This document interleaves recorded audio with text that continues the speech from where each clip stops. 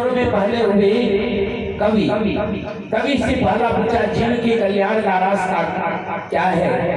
कवि ने कहा कि सब कर फल रघुपति पद प्रेमा अते बिन को न पावै क्षेम।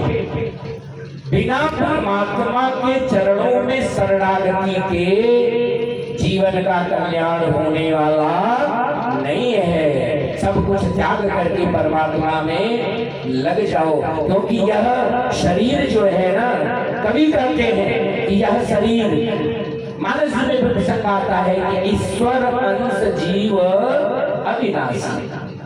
ये शरीर जो है कोई बाहर से नहीं है, ये है क्या, ये परमात्मा का ही एक अंश है। ईश्वर अंश जीव अविनाशी। जीव परमात्मा का अंश होकर के पैदा हुआ है। एक उदाहरण से आप समझने का प्रयास करिए, छोटा सा उदाहरण देते हैं आपको कम शब्दों में। अभी प्यास आसन जो लगा है, इसमें ये क्या है, किस पे आसन लगा है, चौकी है। ये जिस पे ये चौकी रखी गई है, ये क्या है, प्लाई है, लकड़ी की है। घर में दरवाजा है, खिड़की है, सब वस्तुतः क्या है, सब लकड़ी के बने हुए हैं। ये प्रारंभ में लकड़ी थी, लकड़ी से काट छांट करके इसको अनेक रूप दिया गया।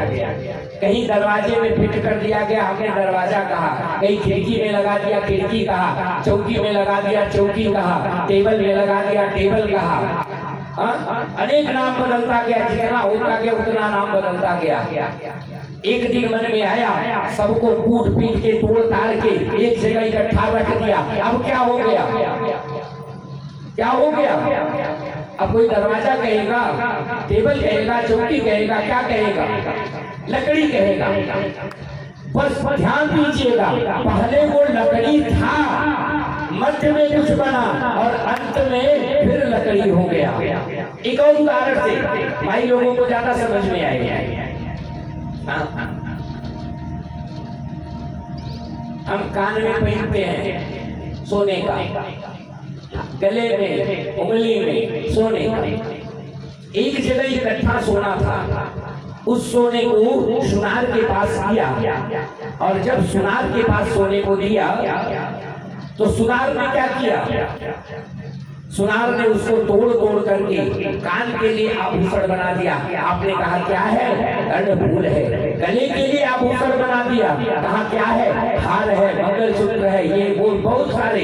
उंगली के लिए बना दिया, आपने कहा अंगूठी है। जहां जहां के लिए जैसे जैसे आभूषण बनते गए, आपने नाम देना शुरू कर दिया और वो अनेक नामों में प्रचलित हो गया। सारे को इकट्ठा किया, एक गोखल में डाला और उसको कूट दिया, कूट करके एक में मिला दिया और मिला के फिर रख दिया। अब क्या हो गया, सोना। पहले क्या था, सोना, बीच में कुछ आभूषण बन गया और अंत में क्या हो गया, सोना। कभी कहते हैं कि यही है ईश्वर अंश जीव अविनाशी। यह जीव जो है वह ईश्वर का अंश है।